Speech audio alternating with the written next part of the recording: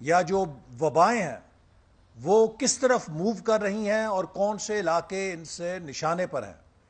پاکستان کو ٹائم کے اوپر آگاہ کیا گیا تھا، ایف اے او نے وارننگ دی تھی، لیکن اس وارننگ کے باوجود حکومت ٹس سے مس نہیں ہوئی. یہ نااہل، نالائق، نا تجربہ کار حکومت ہر روز پاکستان کے لیے ایک نئی مصیبت کھڑی کرتی ہے، چونکہ اس کو ابھی تک یقین نہیں آ رہا کہ یہ ڈی چوک سے نکل کے اقتدار کے ایوانوں میں بیٹھ چکے ہیں. یہ صرف اپوزیشن کی کردار کشی کرتے ہیں، یہ صرف اپوزیشن کی پگڑیاں اچھالتے ہیں. ان کے خیال میں تمام مسائل کا حل نیب کے ذریعے مخالفوں کو پکڑنا ہے. ہم جب چھوٹے ہوتے تھے تعلیم میں تو پی ایف کالج سرگودا میں پڑھتا تھا، تو وہاں پہ ہم نے جب میڈیکل رپورٹ کے لیے کبھی جانا تو مشہور تھا کہ ایک گولی ہم سب کو تھما دی جاتی تھی جسے اے پی سی کہتے تھے، تو اس کا نام ہم نے رکھا ہوا تھا آل پرپز کیور. تو اس حکومت کا بھی اے پی سی گولی نیب ہے کہ پاکستان کو توانائی کا مسئلہ ہو، پاکستان کو زرعی مسئلہ ہو، پاکستان کو لا اینڈ آرڈر کا مسئلہ ہو، یہ سمجھتے ہیں کہ نیب کے ذریعے اپوزیشن کو ہراساں کر کے ہم اپنے تمام وعدے پورے کر رہے ہیں اور ہم پاکستان کو بچا رہے ہیں. آج پاکستان کی معاشی حالت بدترین ہو چکی ہے. کرونا نہ آتا تو کرونا کے بغیر بھی ملک کی معیشت دیوالیہ ہو چکی تھی. آپ کو معلوم ہے کہ اب یہ بات ریکارڈ پہ خود حکومت لے آئی ہے کہ اس نے جو اپنے پہلے سال 3.3% ترقی کا دعویٰ کیا تھا وہ دراصل 1.9% تھا. پاکستان کی تاریخ میں کبھی اتنی بڑی فجنگ یا اتنی بڑی جال سازی نمبروں کی نہیں کی گئی جتنی تحریک انصاف نے کی تھی. جب بھی ایسٹیمیٹس آتے ہیں اس کے بعد جب ان کو ریوائز کیا جاتا ہے اگلے سال تو 0.2-0.3% زیادہ فرق پڑتا ہے. بہت کوئی حد پڑے 0.4 پڑتا ہے. یہ نہیں ہوا کہ 1.9 اور 3.3 کا آپ اندازہ کر لیجئے کہ تقریباً یہ 1.5% ترقی کا انفلیٹڈ فگر تھا جو حکومت نے جاری کیا، اور کرونا سے پہلے ہم 5.8 سے گر کے 1.9% پہ آ چکے تھے، اور اب اس سال تخمینہ ہے کہ ہم نیگیٹو میں چلے جائیں گے. تو ملک کی معیشت تباہ ہے. کارخانے کرونا سے پہلے بند ہو چکے تھے. آپ کو معلوم ہے کہ تمام انجینئرنگ انڈسٹری بند ہو گئی تھی، آٹو موبائل انڈسٹری بند ہو گئی تھی، دیگر کارخانے بند ہو گئے تھے، اور پچھلے 2 سالوں میں مسلسل 4 فصلیں تباہ ہو رہی ہیں، ان کی قومی پیداوار کم ہو رہی ہے. اور اس کے اوپر اب یہ ٹڈی دل کی جو افتاد ہے اس نے زراعت کی اور کسانوں کی کمر توڑ دی ہے. میں مطالبہ کرتا ہوں کہ فوری طور پہ حکومت ان کسانوں کے لیے ریلیف پیکج کا اعلان کرے جن کی فصلوں کو ٹڈی دل نے تباہ کر دیا ہے. یہ غریب کسان اور کاشتکار کروڑوں روپے ہار چکے ہیں اس حکومت کی نااہلی کی وجہ سے. اور آج بھی میں یہ بات دعوے سے کہہ رہا ہوں کہ جو سامان چاہیے، جو سپرے چاہیے، U L V spray machines جو چاہیے، جو مسٹ سپرے کرتی ہیں، وہ ان کے پاس نہیں ہے. انہوں نے ان ٹیمز کو فراہم نہیں کی جن سے کہ ٹڈی دل کے خلاف مؤثر اس کے خاتمے کے لیے ایفیکٹو سپرے ہو سکتا ہے. نہ انہوں نے ایریل سپرے کیا ہے، نہ انہوں نے گراؤنڈ کے اوپر مؤثر سپرے کیا ہے. حکومت کے پاس صرف ایک علاج ہے. جب ان کو کسان کہتے ہیں کہ ٹڈی دل نے تباہ کر دیا تو کہتے ہیں کہ اپنے کھیتوں میں ڈھول بجاؤ. یہ ڈھول بجانے سے ملک نہیں چلتے، ڈھول بجانے سے بیماریوں کا سامنا نہیں ہوتا. ان کے پاس صرف ڈھول بجانے کا ایک طریقہ ہے، چاہے وہ ڈھول کھیتوں کے اندر بجے یا وہ ڈھول سوشل میڈیا کے اندر بجے. اس قسم کی سطحی اور اس قسم کی بچگانہ سوچوں سے یہ ملک کی تباہی کر رہے ہیں. میں پھر اس بات کو اجاگر کرنا چاہتا ہوں کہ ابھی سردار اویس لغاری صاحب آپ کو تفصیل بتائیں گے کہ کس قدر نقصان ہو چکا ہے کہ اس پنجاب کے صوبے میں جو وزیر اعلیٰ صاحب ہیں ان کے اپنے علاقے میں وہ نہیں سنبھال سکے ٹڈی دل کو، باقی صوبے میں اس کا کیا یہ انجام کریں گے. لہٰذا فوری طور پہ ٹڈی دل کے خلاف ایک ایکشن پلان بنا کے قومی اسمبلی کو اور پنجاب اسمبلی کو اعتماد میں لیا جائے کہ حکومت اس پر کیا قدم اٹھا رہی ہے، اور وہ کسان جن کی فصلیں ٹڈی دل سے تلف ہوئی ہیں انہیں فوری طور پہ کمپنسیٹ کرنے کے لیے ریلیف پیکج دیا جائے، چونکہ اس میں قصور ان کسانوں کا نہیں ہے، قصور حکومت کی نالائکی اور نااہلی کا ہے. ہر سال یہ ٹڈی دل آتی ہے، جیسے میں نے کہا، ادھر تفتان سے ایران کی طرف سے، ادھر وہ انڈیا کی طرف سے تھرپارکر کی طرف سے، اور اسے سورس کے اوپر ختم کیا جاتا ہے. نہ انہوں نے اسے ایٹ سورس ختم کیا، اور جس وقت ہم بات کر رہے ہیں ابھی بھی حکومت کے پاس سرویلنس کا کوئی مؤثر نظام نہیں ہے کہ یہ جان سکے کہ یہ بیماری کہاں کہاں اس وقت یہ کیڑا یا جو وبا ہے یہ کس کس جگہ ہماری زراعت کو نقصان پہنچا رہی ہے. یہ صرف لوگوں کے ڈھول بجانے کے ساتھ اس کے بارے میں توجہ کر رہے ہیں. لہٰذا فوری طور پہ ایک مؤثر حکمت عملی بنائی جائے اس کے سدباب کے لیے، اس کی سرویلنس کے لیے، اس کی سرکوبی کے لیے، اور جو سپرے کے لیے مشینز درکار ہیں انہیں فوری طور پہ پریکیور کر کے متعلقہ ٹیموں کو فراہم کیا جائے. دیکھیں نا، وہ ہوتا ہی ہے کہ بدقسمتی یہ ہے کہ محکمے اپنی نااہلی کا آسان راستہ یہ ہوتا ہے کہ اس شخص پہ ذمہ داری ڈال دی جاتی ہے جو دنیا میں جواب دینے کے لیے نہیں ہے. تو اس کی ہم مطالبہ کرتے ہیں کہ مکمل طور پہ غیر جانبدار اور شفاف تحقیقات ہونی چاہیے، کیونکہ اگر شفاف تحقیقات نہیں ہوں گی اور محرکات نہیں پتہ چلیں گے تو خدا نہ خواستہ دوبارہ بھی حادثہ ہو سکتا ہے. ان حادثوں کو ختم کرنے کا ایک ہی طریقہ ہے کہ ہم اصل محرکات اور جو خامیاں ہیں ان تک پہنچیں اور ان کا تدارک کریں، اور پاکستان کو زیرو کریش پالیسی کی، سیفٹی کی پالیسی پر ہم لے کر جائیں.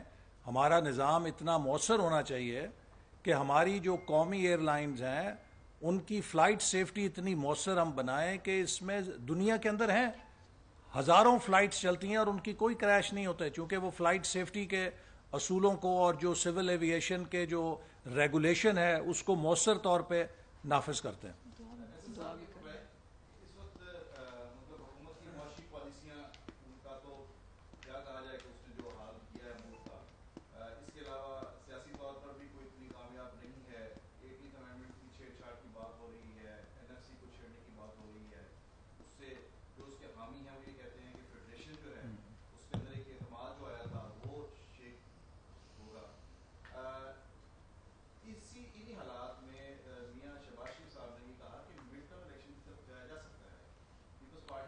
دیکھیے، کورونا کی جو سچویشن ہے، میرا جو سوال ہے، کورونا کی جو سچویشن ہے، ایک حد تک خاموشی ہے، کوئی باہر نکلنے کے لیے تیار نہیں ہے، انوائرمنٹ ایسا نہیں ہے ابھی اس میں کیسے چینج آ جی دیکھیے، میں آپ کو پھر بتاؤں، اس وقت پاکستان کے لیے جو سب سے بڑا چیلنج ہے وہ یہ ہے کہ ہم 3 شعبوں کے اندر بدترین بحران کا شکار ہیں.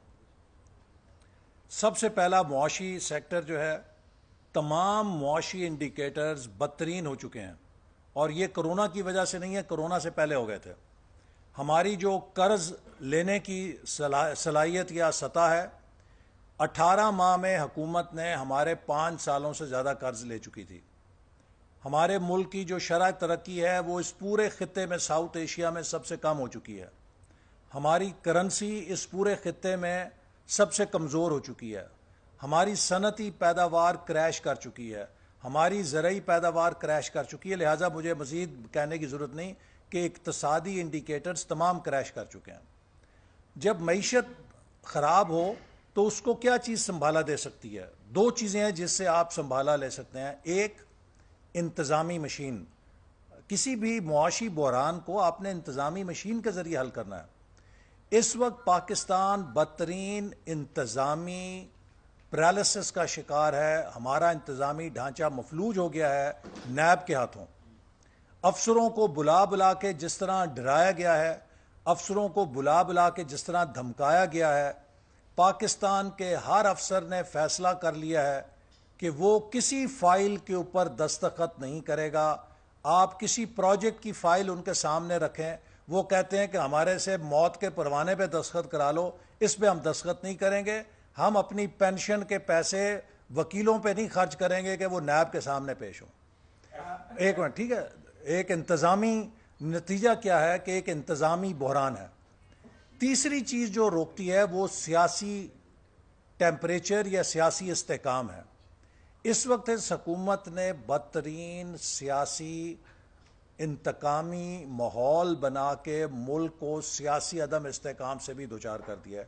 آپ کی معیشت بھی تباہ، آپ کا انتظامی ڈھانچہ بھی تباہ، آپ کا سیاسی ڈھانچہ بھی تباہ. تو کس چیز کے بنا پر اب ہم کرونا سے آگے ریکوری پہ چلیں گے؟ جہاں تک آپ نے الیکشنز کی بات کی، دیکھیے ساؤتھ کوریا نے کرونا کے عین بیچ میں الیکشن کیا ہے. تو الیکشن جو ہے وہ اس وقت کوئی اور راستہ نہیں ہے سوائے اس حکومت کے رخصت کر کے نئے مینڈیٹ کے حقیقی حکومت آئے، نمائندہ حکومت آئے اور تجربہ کار لوگ آئیں جو سمجھتے ہوں کہ اس ملک کو چلانا کیسے ہے. یہ تو ان کی نا تجربہ کاری کی اتنی بڑی سزا ہمیں مل رہی ہے. میں الیکشنوں میں کہتا تھا اپنے گاؤں والوں کو، مجھے افسوس سے کہنا پڑتا ہے جو بات گاؤں والوں کے سمجھ میں آ گئی کہ یار اپنا موٹر سائیکل کسی ایسے بندے کو تو نہیں دو گے جس نے کیک ہی نہیں لگائی، اور اگر دو گے کیا ہوگا. وہ دیہاتی کہتے تھے کہ جی کیسے کاندھ وچ وجے گا، کیسے بس تھلے آئے گا، آپ بھی مرے گا تو موٹر سائیکل بھی توڑے گا. تو آج آپ نے انٹرینڈ ڈرائیور کے ہاتھوں دیکھ لیا کہ ملک بھی تباہ کر دیا اور عوام کو بھی تباہ کر دیا. تو اب ہمیں اگر اس ملک کو بچانا ہے تو ایک ہی راستہ ہے کہ قومی اتفاق رائے پیدا کیا جائے، صاف اور شفاف الیکشن کیے جائیں اور نیا مینڈیٹ لیا جائے. چونکہ یہ جتنی دیر رہیں گے پاکستان کو تباہ کریں گے، اور وہ تباہی ہماری نہیں ہے، اب ہماری اگلی نسلوں کی ہے. اچھا، ایسے سے یہ فرمائے گا کہ مریم نواز صاحبہ جو ہیں کافی عرصے سے خاموش ہیں. پہلے ان کے ٹویٹس آتے تھے، اس وقت بھی وہی سیاسی صورتحال ہے جس میں آپ تمام چیزوں کی نشاندہی کر رہے ہیں. تو پہلے مریم نواز صاحبہ جو ہے بھرپور حکومت کے خلاف ٹویٹس کرتی تھی، اب خاموشی. دیکھیے وہ جب اور دوسرا یہاں نواز شریف کی صحت کے حوالے سے بھی فرمائے گا کہ اب کیا ہوگا. دیکھیے نواز شریف صاحب بھی کوارنٹائن میں ہیں اور ان کے لیے انتہائی نگہداشت کے جو پروٹوکولز ہیں وہ رکھے جا رہے ہیں. اور وہاں ڈاکٹرز کی سجیشن پہ، چونکہ وہاں پہ برطانیہ میں بھی کرونا سے کافی خطرہ پیدا ہوا، تو ان کا جو ہارٹ کا پروسیجر ہے اسے پوسٹ پون کیا گیا. لیکن وہاں ان کا جو علاج ہے اس سے قدرے ان کی طبیعت بہتر ہے پاکستان کے مقابلے میں، اور یہی وجہ ہے کہ انہیں باہر بھیجا گیا تھا کہ وہاں پر علاج کی بہتر سہولت ہے. اب بدقسمتی یہ ہے کہ پی ٹی آئی والے یہ سمجھتے ہیں کہ جی وہ لندن میں میاں صاحب اس طرح کی حالت میں کیوں نہیں جس طرح کے سروسز ہاسپٹل میں تھے. بھائی ان کو باہر لے جانے کا مقصد ہی یہ تھا کہ ان کی طبیعت سٹیبلائز ہو، ان کو بہتر علاج کی سہولت مل سکے، اور اس سے وہ قدرے بہتر ہیں. لیکن ابھی بھی ڈاکٹرز مطمئن نہیں کہ وہ مکمل طور پہ صحت یاب ہیں. مریم نواز صاحبہ جو ہیں وہ بالکل پارٹی کے قیادت کو کہہ چکی ہیں کہ جہاں پر بھی میری ضرورت ہوگی میں کردار ادا کروں گی. جب وہ پہلے کردار ادا کرتی تھیں تب ایک انتخابی مہم کہہ لیجئے یا ایک ملک کے اندر ایک موبلائزیشن کیمپین تھی.